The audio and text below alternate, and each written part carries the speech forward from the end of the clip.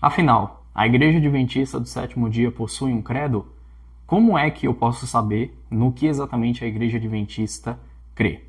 Olá, eu sou Paulo Delmondes e você está em mais um vídeo do canal Opinião Adventista. Antes de começarmos, gostaria de lembrar para você que nós teremos em breve vídeos toda semana. Não deixe de se inscrever no canal, de comentar aquilo que você achou, ativar o sino das notificações para que não perca nenhum vídeo novo e também não se esqueça de deixar o seu like e compartilhar com amigos ou interessados. Dito isso, vamos ao vídeo. Pois bem, sendo bem direto, não, a Igreja Adventista não possui um credo. Mas Paulo, por quê?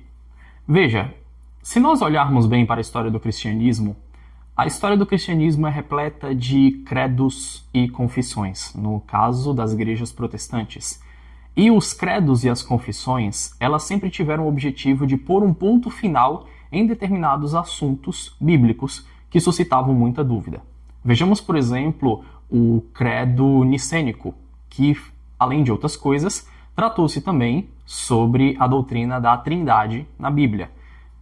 Antes do credo, havia diversas teorias a respeito do que seria a Trindade. Houve o modalismo, houve o triteísmo, houve o parcialismo, enfim, esses são apenas alguns exemplos de muitas doutrinas que todas elas, ao longo do tempo, se provaram ser heréticas, pois não possuíam base bíblica. Então, para pôr um ponto final nessa história, foi que a igreja primitiva decidiu, por meio de um credo, estabelecer que a doutrina da Trindade se tratava, obviamente, da crença em um só Deus, Pai, Filho e Espírito Santo, portanto, um só Deus, mas três pessoas, para que não houvesse mais debates a este respeito. Então, toda vez que era necessário saber exatamente o que a igreja acreditava, para também evitar que novas heresias surgissem a respeito deste tema, sempre se consultava o credo. As confissões também elas tinham o mesmo papel. Entretanto, um credo ele geralmente tem um caráter, ou pelo menos ele tem o objetivo de ser, como foi dito no início do vídeo, um ponto final. Ou seja, uma vez que ele é estabelecido para que ele não seja mais revogado. Qual é exatamente o problema disso? O problema é que isso dá ao credo ou à confissão um caráter imutável e infalível. Só que, se considerarmos bem, os credos e as confissões, por mais bem intencionados que eles sejam, e por mais bem intencionados, obviamente, que as pessoas, os cristãos por trás deles sejam, ainda assim trata-se de uma conclusão humana a respeito de um tema das Escrituras. E diferente das Escrituras, os fatos pode ser que aquilo que um credo, um concílio decidiu, pode não necessariamente ser algo que reflete o verdadeiro ensino das Escrituras Sagradas. E é por este motivo que a Igreja Adventista tem relutado tanto ao longo da história em estabelecer um credo, porque a Igreja Adventista entende que, embora a Igreja seja uma instituição muito honrada por Deus e seja uma instituição muito necessária para os últimos dias, ela ainda assim é composta por homens falíveis. Então, dar a homens falíveis a autoridade de decidir de forma infalível sobre um tema das Escrituras não é algo muito sábio ao ponto de vista da Bíblia. Entretanto, não é por isso que a Igreja Adventista deixou a sociedade e os membros na ignorância de saberem, de fato, quais são as doutrinas que nós, adventistas, cremos.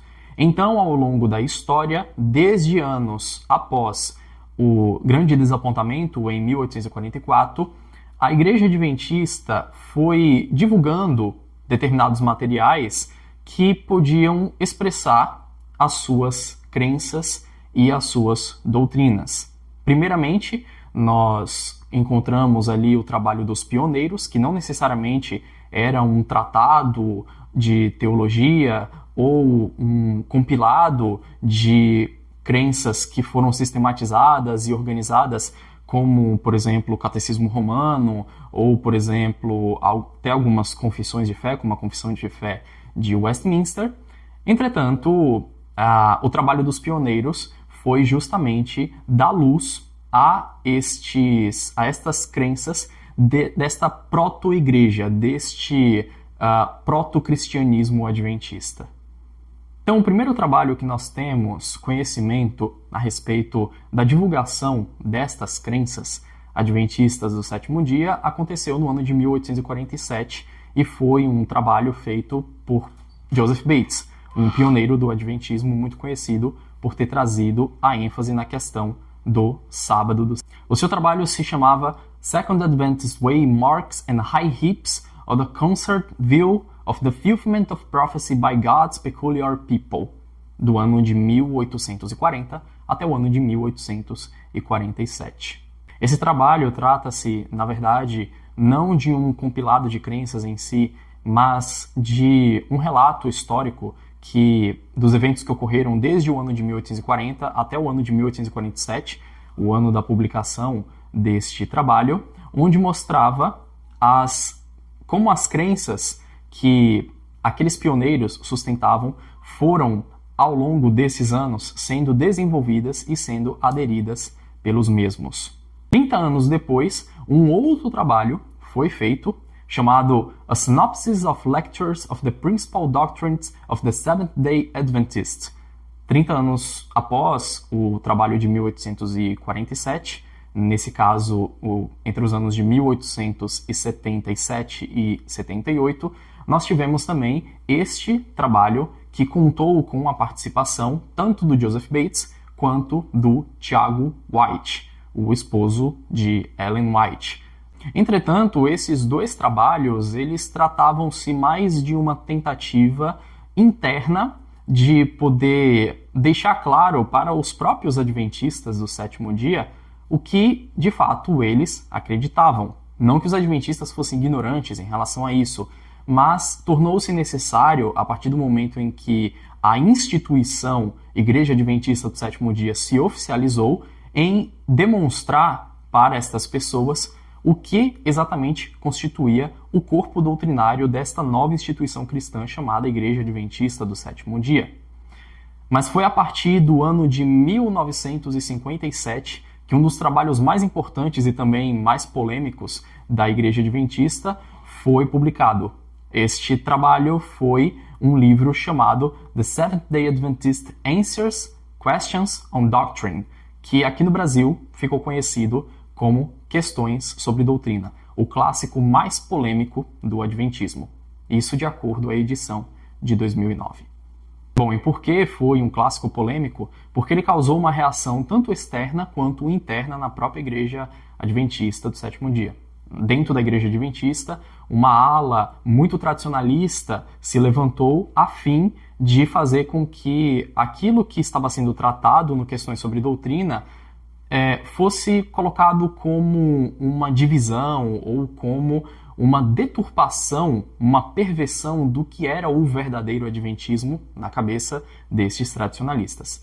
Para eles, o fato da Igreja Adventista dialogar com teólogos de outras denominações, que foi inclusive o motivo da publicação do livro, ele trata-se do resultado de um debate entre teólogos evangélicos e teólogos adventistas. Estes adventistas tradicionalistas começaram a atribuir a esse, entre aspas, novo adventismo uma verdadeira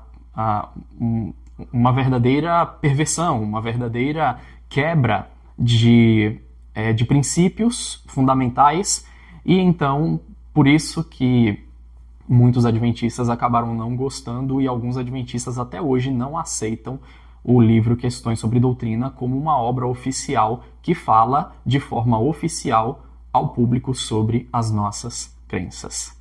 E por fim, por volta da década de 1980, nós tivemos um famoso livro que foi chamado de The Seventh-day Adventist Believes, A Biblical Exposition of the 27 Fundamental Doctrines, ou simplesmente, como foi traduzido aqui no português, Nisto cremos, as 28 crenças fundamentais da Igreja Adventista. A única diferença é que, desde lá até os dias de hoje, uma crença fundamental foi adicionada. Ou seja, antes eram 27 crenças fundamentais e depois passou-se a ser 28 crenças fundamentais da Igreja Adventista. E por volta do ano 2000, nós tivemos um livro também muito importante, que foi o Handbook of the Seventh-day Adventist Theology. Estes dois documentos, o Nisto Cremos, embora no inglês seja chamado de as 27 crenças, ou seja, aquilo que os adventistas acreditam e não necessariamente o creed, o credo adventista do sétimo dia, esses dois livros eles expõem de forma bem detalhada o que exatamente a Igreja Adventista crê.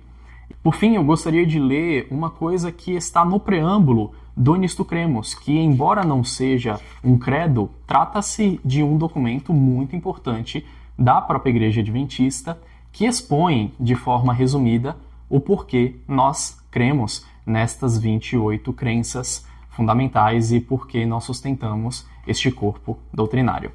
Então, o preâmbulo do livro diz o seguinte: durante muitos anos, os adventistas do sétimo dia têm se demonstrado relutantes em formalizar um credo no sentido usual da palavra. Entretanto, de tempos em tempos, tendo em vista propósitos práticos, temos constatado a necessidade de resumir nossas crenças em uma estrutura organizada.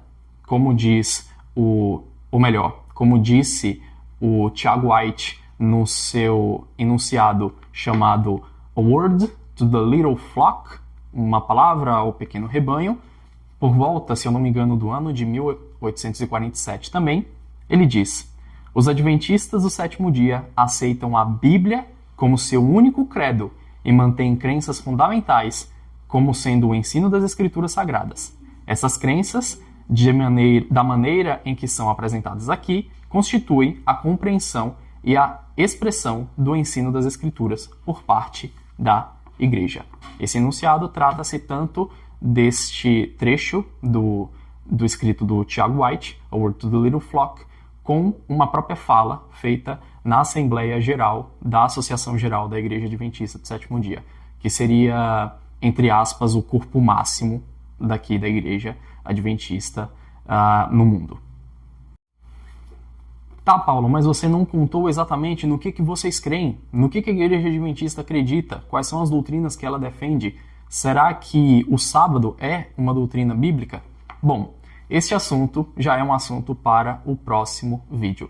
Então fiquem ligados aqui no canal, que em breve nós teremos um vídeo exclusivo falando sobre estas 28 crenças da Igreja Adventista do sétimo dia e como nós acreditamos em cada uma delas.